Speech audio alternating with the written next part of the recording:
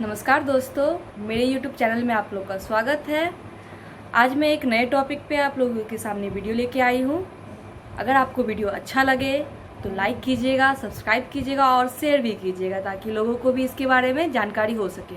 आज मेरा टॉपिक है मिथिला पेंटिंग के बारे में। सबसे पहले हम बात करते हैं इसकी शुरुआत कैसे हुई, कब से हुई और ये किस चीज़ों से बनती है और कैसे बनती है। जी, शुरुआत के दौरों में औरतें इसे अपने घरों में रंगोली के जैसा इसे बनाया करती थी, लेकिन इसका प्रचलन उस समय से शुरू हुआ जब राम जी ने शिव धनुष तोड़ा था और सीता माँ का विवाह राम जी से तय हो गया।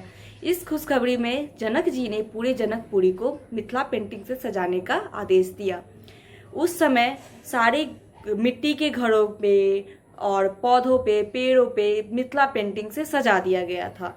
और बात करते हैं और ये किस चीज़ों पे बनती है, तो ये नेचुरल चीज़ों पे बनती है, जैसे घरों पे, झोपड़ी पे पहले ये मिट्टी की झोपड़ी हुआ करती थी, उसे गाय के गोबर से औरतें नीपा करती थी और उस पर ये रंगोली या फिर जैसे आप कह सकते हैं अपने नेचुरल कलर से पेंटिंग बनाया करती थी।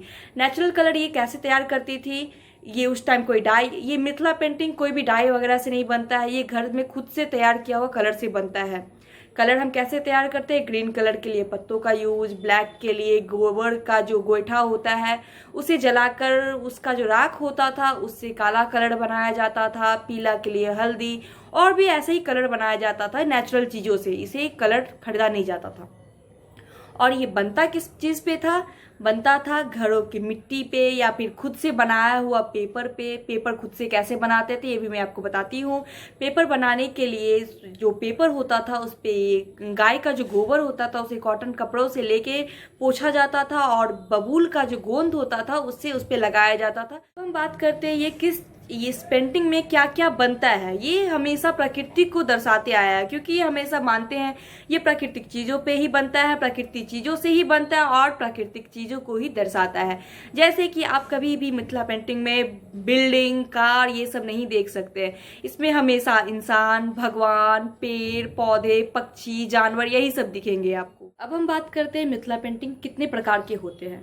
मिथिला पेंटिंग दो प्रकार के दीवार पे जो बनाए जाते हैं और एक फ्लोर पे बनाए जाते हैं। दीवार पे एक चटक रंग का प्रयोग करके बनाया जाता है जिसमें डार्क कलर रहता है, जिसे देखते ही हम अट्रैक्ट हो जाते हैं, जैसे कि लाल, हरा, पीला ये सब कलर यूज़ किए जाते हैं। और दूसरा होता है जो ब्लैक एंड वाइट रहता है जिसमें कलर नहीं भरा हुआ रहता है। और एक होता है फ्लोर पे, जो फ्लोर पे बनाते हैं वो उसे हम अरिपन कहते हैं, जो कि चावल को फुला के उसे पीस कर बनाया जाता है। अब हम बात करते हैं ये किन किन अवसरों पे बनाया जाता है। आमतौर पे मिथिला से बाहर इसे सजावट के लिए प्रयोग किया जाता है, लेकिन इसे मिथिलांचल में ट्रेडिशन के लिए यूज़ किया जाता है, जैसे कि कोई पर्व हो, पूजा हो या फिर शादी हो, विवाह हो, उपनयन हो। उपनयन में इसे मड़वा को सजाने के लिए प्रयोग किया जाता है और विवाह में कोबर बनता है। कोबर घरों में इसे दूल्हा दुल्हन, मोर, कछुआ, चटाई, बांस का पेड़, केला का पेड़ ये सब बनता है, पुरैन का फूल ये सब बना के कोबर घर को सजाया जाता है। ये भी दीवार पे ही बनता है।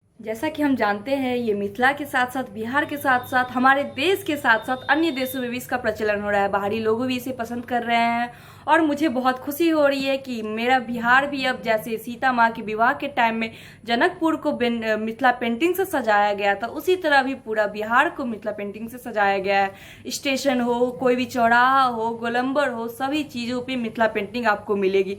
मुझे बहुत खुशी हो रही है और इसका प्रचलन आजकल बहुत बढ़ चुका है और इसे सीखने के लिए अब अलग से कोर्स भी हो रहे हैं, क्लासेस भी हो रहे हैं। इसका ट्रेंड बहुत ही बढ़ चुका है और ट्रेंड बढ़ाने के लिए आजकल ये मिथिला पेंटिंग वाला साड़ी, मिथिला पेंटिंग वाला कुर्ती, आप मेरा ही कुर्ती देख सकते हैं मिथिला पेंटिंग वाला है, मुझे ये कुर्ती बहुत ही पसंद है। और बात करें आजकल मास्क का भी प्रचलन बढ़ चुका है और मिथिला पेंटिंग वाला मास्क भी आने लगा। कपड़ों के साथ साथ हमारे बिहार की आपको जितनी भी दीवारें हैं वो भी आपको मिथिला पेंटिंग से भरी हुई दिखेगी। और स्टेशन, ट्रेन, कुछ ट्रेनें भी है जिन पे मिथिला पेंटिंग्स बनाई हुई है। उन ट्रेनों को देखकर जापान और कनाडा के जो गवर्नमेंट है वो इंस्पायर होकर हमारे जो देश के गवर्नमेंट है उनसे रिक्वेस्ट किया है कि उन्हें भी कुछ आर्टिस्ट दिए जाए ताकि वो भी अपने देश के जो ट्रेन है उन पे मिथिला पेंटिंग्स बनवाएं। मुझे ये जानकर बहुत खुशी हुई कि हमारे देश के साथ साथ दूसरे देश के भी जो लोग हैं वो इसे देखकर इंस्पायर हो रहे हैं, इन्हें पसंद कर रहे हैं। मैंने भी कुछ पेंटिंग्स बनाई है, मैं आप लोग के साथ शेयर करती हूँ इस वीडियो के एंड में। आपको अगर अच्छा लगे तो आप लाइक कीजिएगा, सब्सक्राइब कीजिएगा। धन्यवाद, बाय बाय।